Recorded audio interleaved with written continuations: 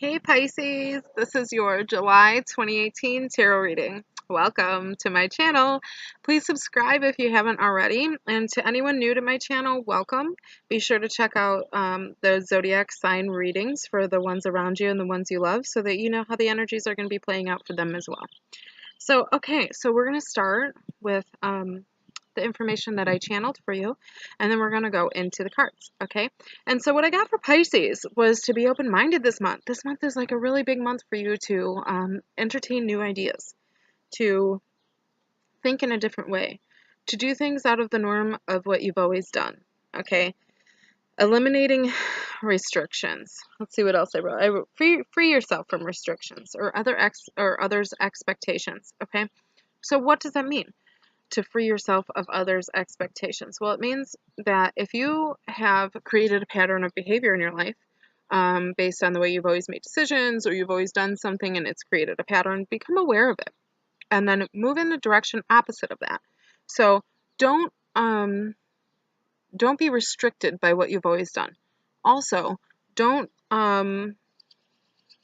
give in. Like if you've turned a leaf in your life on something, on an issue, or on how you behave or think or react, don't be restricted by what other people judge you on based on past experience with you, okay? So it's kind of like freeing yourself from, religious expectations, parental expectations, societal expectations, and even the expectations that you place on yourself. Free yourself from all of it. It feels like being very open-minded, starting from scratch, okay? Starting from a blank slate, okay? And doing things the right way this month. It's going to come to you in the form of opportunities and partnerships or other people's ideas, okay? So be open to other people's ideas and be open to allowing a new way of thought, a new way of doing things. Have new expectations, okay? New goals. And be open-minded. You might come across something this month that is totally out of the norm for you, but you have to go with it because that is what's truly going to serve you in the long term and this month. It's what's going to be in your best interest, all right? So be open-minded.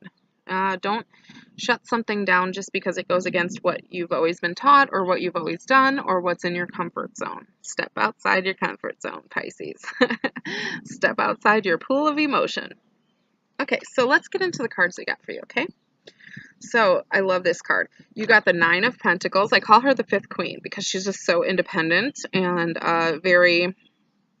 this is like starting your own business, going into work for yourself, cutting out the middleman, gaining profits, being self-sustaining, being happy, having it all. This is the total, like getting everything on your own merits instead of, this doesn't mean not working with others, but this means being independent outside of others. So no codependence in relationships, no clinging to things. This is allowing and tending to things so that they become long-term instead of a bunch of short-term options.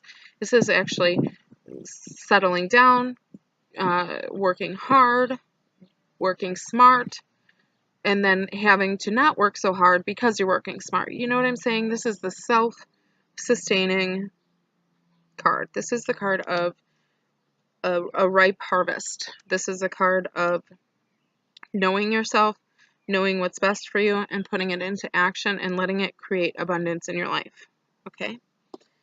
And then we got the Three of Pentacles, which is interesting because this card lines up with the channeled message that you got about allowing other people's, opinions and teamwork to come into your influence this month. So I think the biggest message of this card for you is if somebody comes up with an idea, don't immediately dismiss it. Allow it, see where it goes for you.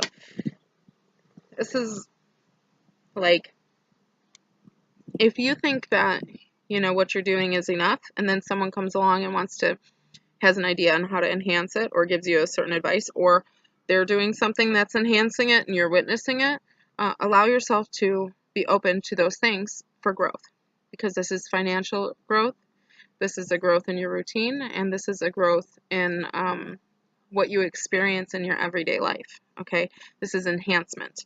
So it's enhancement through open-mindedness and allowing, asking for help if you need it, but mostly having the goal in mind of self-sustainability. Okay, then you got the Seven of Wands. Woo!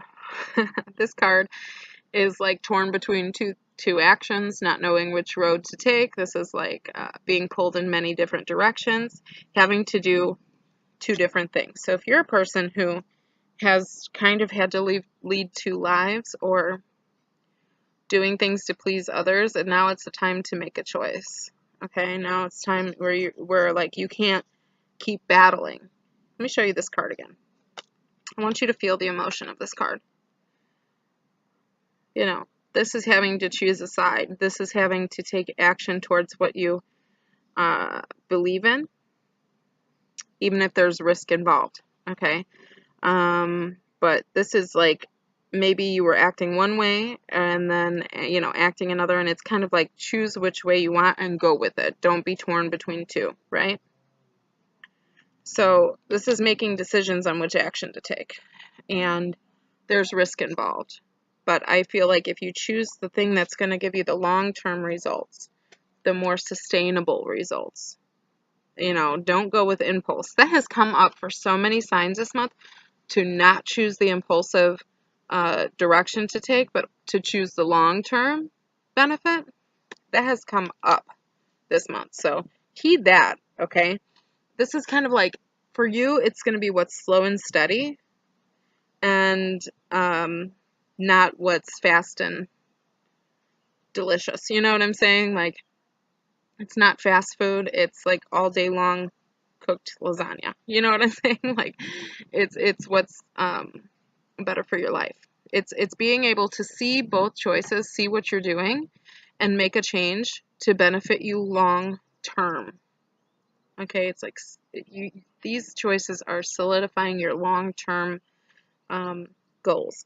So a lot of you could be going into business for yourself. A lot of you could be struggling between working a 9 to 5 and going into business for yourself, but it's about what's better for you. Morally better, financially better,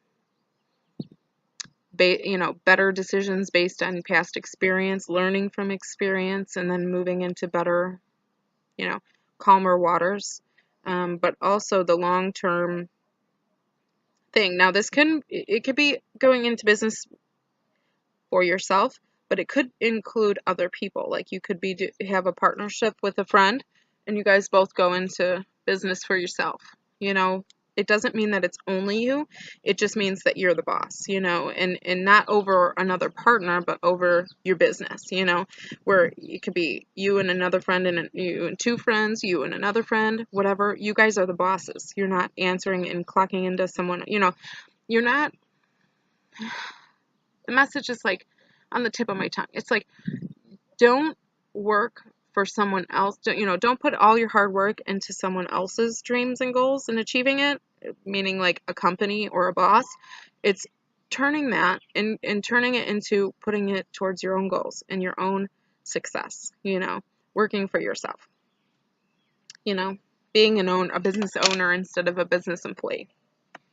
Okay. And then the bottom of the deck is 10 of Cups. Okay. So this is like emotional fulfillment to the max, right? This is being happy with what you have achieved and overcoming things emotionally to the point where you feel complete. And this is